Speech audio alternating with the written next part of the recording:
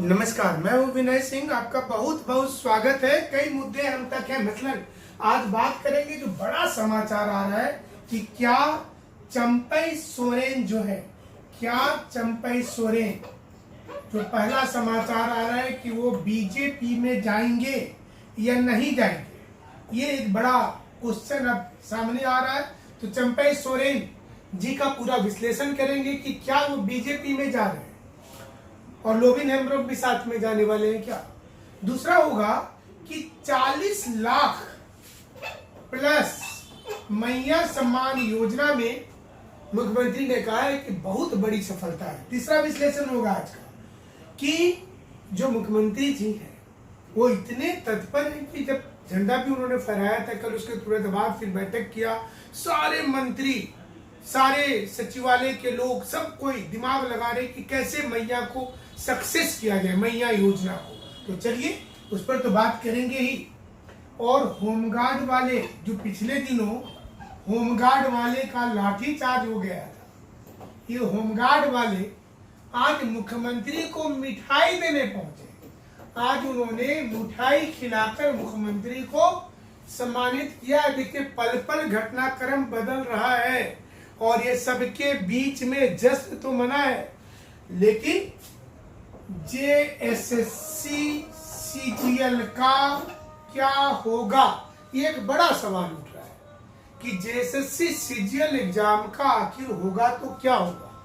ये एग्जाम होगा या नहीं होगा, क्या होगा, ये बड़ा सवाल सामने आ रहा है। तो इस पर भी आज विश्लेषण करेंगे। और इसके साथ जेपीएससी में चूंकि नीलिमा क्रिकेटर जी का इसी महीने जो है रिटायरमेंट है, तो क्या वो रिटायरमेंट के पहले कम से कम मेंस का रिजल्ट तो लेते आएंगे। रिटायरमेंट 22 अगस्त को है, उसके पहले आ जाएगा क्या, कुछ घंटे में, एक दो दिन में, क्या संभावना है, क्यों दिक्कत हो रही है, इस पर भी बात करेंगे। तमाम खबर पर रहेंगे आपके साथ में। लेकिन आज की खबर की शुरुआत करेंगे जो है कि होम गार्ड से। जितने भी होम गार्ड के लोग हैं, ये तमाम लोग पिछले दिनों आपने देखा होगा कि काफी गुस्से में थे, तो आज होम गार्ड के तमाम लोग पहुंचे सीएम के ऑफिस। घेराव करने नहीं पहुंचे। अब आपको सोचिए कि पिछले दिनों लाठीचार्ज हुआ था घेराव के समय में, आज सीएम ऑफिस पहुंचकर सारे लोगों ने आज मिठाई खिलाई मुख्यमंत्री को और कहा आप हैं तो हिम्मत है। सोचिए कब कैसे नारा बदल जाता है। हेमंत है तो हिम्मत है आज सामने आया। अब आपको लगेगा कि विनय सर भी हेमंत सोरेन जी की इतना तारीफ क्यों शुरू कर दिए। तारीफ हम नहीं कर रहे, सिचुएशन और आप तस्वीरें देख रहे हैं। ये सारे तस्वीर आपको नजर आ रहा है जिसमें कि आप देखिए तमाम लोग जो मिठाई खिला रहे हैं, ये तमाम लोग आज ये बोल रहे हैं कि वो जेएमएम प्लस झारखंड के सरकार के साथ है। आप जो तस्वीरें बार बार देख रहे हैं, देखिए तस्वीरों में साफ साफ है कि जेएमएम के साथ है ये लोग। कौन लोग हैं ये जिनके ऊपर लाठी चार्ज हुआ था, ये तमाम वही लोग हैं। तो अब चलिए सुलह हो गया, उम्मीद करते हैं कि पारा शिक्षकों के साथ भी सुलह हो ही जाएगा। दूसरी खबर पर बढ़ते हैं। जेएसएससी वाले एग्जाम को लेकर के बड़ा टेंशन दिए हुए। कल मुख्यमंत्री के भाषण में एक बार भी जिक्र नहीं हुआ। स्टूडेंट निराश हो गए, उनको लगने लगा कि पता नहीं अब आगे क्या होगा। तो जेएसएससी सीजीएल होगा नहीं होगा, इसके लिए 17 अगस्त को स्टूडेंट का एक आंदोलन तैयार किया गया है। जो यूनिट है स्टूडेंट का, उन्होंने हमें मैसेज करके और अलग अलग सोशल मीडिया प्लेटफॉर्म पर कहा है कि उनका आंदोलन होगा 17 तारीख को। इसके लिए जो भी संबंधित लोग हैं उनसे तमाम लोग संपर्क कर सकते हैं।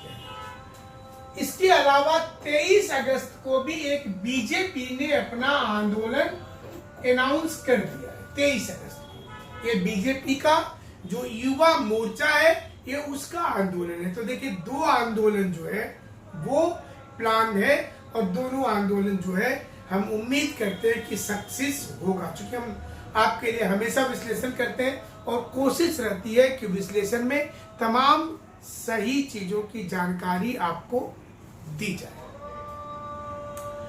लेकिन सवाल यह है कि क्या इस सबके बीच में जेएसएससी का एग्जाम पहले हो सकता है क्या, 21 से पहले? हमें उम्मीद नहीं है। 21 और 22 सितंबर सरकार ने बोला है, एटलीस्ट इसी पर ले ले तो यही बहुत बड़ी उपलब्धि होगी छात्र छात्राओं की। 21 और 22 को ही सरकार एग्जाम ले तो ये बहुत बड़ी उपलब्धि मानी जाएगी। एक चीज को भी समझना है। अब चलते हैं अगली खबर की ओर में। जेएसएससी के बाद अगली जो खबर हम तक है वो है जेपीएससी का। जेपीएससी अपना रिजल्ट मेंस का क्यों नहीं ला रहा है? जैसे आपको पता है कि इस बार कोडिंग के बाद एक कोडिंग हुआ है, मतलब कोडिंग प्लस कोडिंग, यानी कि कोडिंग और डिकोडिंग दोनों है। और इसमें कुछ नंबर मिलने में देरी हुई थी, जिसके चलते वो काम चल रहा है, बना हुआ है। सरकार अच्छा दिन का इंतजार कर रही होगी कि चलो जब जैसे ही अच्छा दिन का शुरुआत होगा, मैया योजना में पैसा डालने का हम शुरू कर देंगे काम। तो जेपीएससी वाला बनकर के तैयार है, बहुत डिले अब नहीं होने वाला है, तो 1-2 दिन और इंतजार कर लीजिए। मैया योजना ये बहुत इंपॉर्टेंट है सरकार के लिए, ये मतलब नाक का प्रश्न है। मैया योजना, मैया योजना पर आज मुख्यमंत्री ने कहा है कि 40 लाख प्लस महिला रजिस्ट्रेशन करवाई है, जिसमें 31 लाख का स्वीकृति मिल गया है। रक्षाबंधन के दिन सभी बहनों को उनके अकाउंट में पैसा मिल जाएगा, 12,000 रुपया। ये 12,000 रुपया क्या चुनाव में पूरा का पूरा बड़ा परिवर्तन कर देगा। जब चुनाव की बात होती है, परिवर्तन की बात होती है, तो राजनीति भी आती है। और राजनीति इस समय में आया है चंपई सोरेन जी के नाम से। चंपई सोरेन प्लस लोबिन हेम्ब्रम। लोबिन हेम्ब्रम तो चूंकि सरकार के खिलाफ बोलते हैं, तो ये बीजेपी में जा सकते हैं, ये पूरा कंफर्मेशन मिलता है। लेकिन चंपई सोरेन जी हेमंत सोरेन जी के अच्छे मित्र हैं।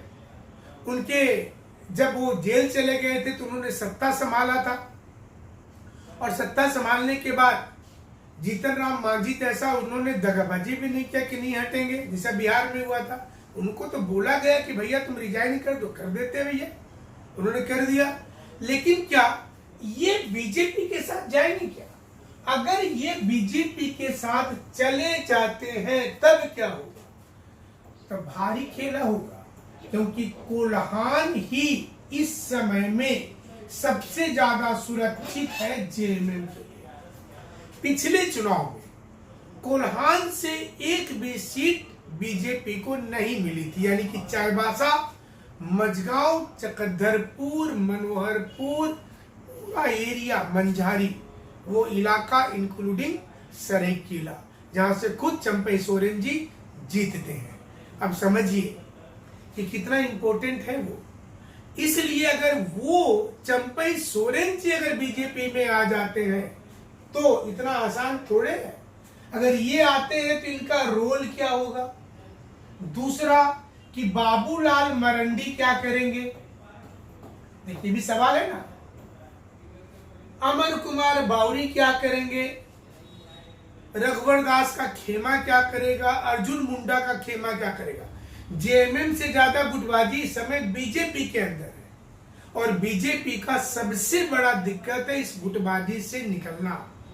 इसलिए अगर चंपई सोरेन जी आ भी जाते हैं तो क्या उनको उतना जल्दी यहाँ के जो मतदाता है क्या वो एक्सेप्ट कर लेंगे, या फिर अपने दम पर चुनाव जीत जाएंगे? उदाहरण देखिए, हाल के दिनों में गीता कोड़ा कांग्रेस छोड़कर वो आ गई थी बीजेपी में। गीता कोड़ा के बारे कहा जाता है कि बहुत अच्छा पकड़ है, लेकिन जोबा मांझी ने इनको हरा दिया। सोचिए, गीता कोड़ा कांग्रेस में थी तो चुनाव जीत रही थी, बीजेपी में आई तो हार गई। दूसरा उदाहरण देख लीजिए सीता सोरेन का। सीता सोरेन ने हारने के बाद बोली थी कि उनको तो कोई समर्थन ही नहीं मिला, तो हारना तो होता ही था। तो क्या ये सबको देखने के बाद चंपई सोरेन इतना बड़ा रिस्क लेंगे क्या, क्यों बीजेपी में आएंगे? ये बड़ा सवाल टूट जाता है। लेकिन आज दिन भर ही राजनीतिक हलकों में चर्चा होता रहा कि चंपई सोरेन जी नाराज है, उनको जिस प्रकार से हटा दिया गया। उसके बाद कई बार वो बोले कि आदिवासी का अगर जनसंख्या कम हुआ है दुमका क्षेत्र में, संथाल परगना में, तो वहां सोचने की जरूरत है। तो ये जोड़ करके देखा गया कि ये जो बोल रहे हैं इसमें कहीं ना कहीं बीजेपी के तरफ इशारा कर रहे हैं कि हम उधर जा सकते हैं। राजनीति में हर शब्द का मायना होता है और टाइमिंग होता है, किस टाइम पर आपने क्या स्ट्राइक किया, और वो टाइमिंग अगर सही होगा तो फिर आपके लिए सब कुछ अच्छा दिखने लगता है। तो चलिए देखते हैं कि अगर चंपई सोरेन जी आते हैं तो क्या बीजेपी को भारी लाभ दिलवा देंगे, या सीता सोरेन वाला चीजें रिपीट हो जाएगा। सीता सोरेन नाराज है, उन्हें ऐसा लगता है कि बीजेपी के कार्यकर्ता मन लगाकर उनके लिए काम नहीं किए। अभी देर है, दिसंबर महीना आने में देर है, चुनावी आचार संहिता लगने में, तो ऐसे में राजनीतिक सरगर्मी चलता रहेगा। लेकिन जाड़े के मौसम में जब चुनाव की दिन आएगा तापमान उतना बढ़ता जाएगा, गर्मी अब घटने के बजाय बढ़ने लगेगी। मानसून तो है, मानसून चली भी जाएगी, विंटर सीजन भी आ जाएगा, लेकिन सभी कुछ बढ़ता जाएगा।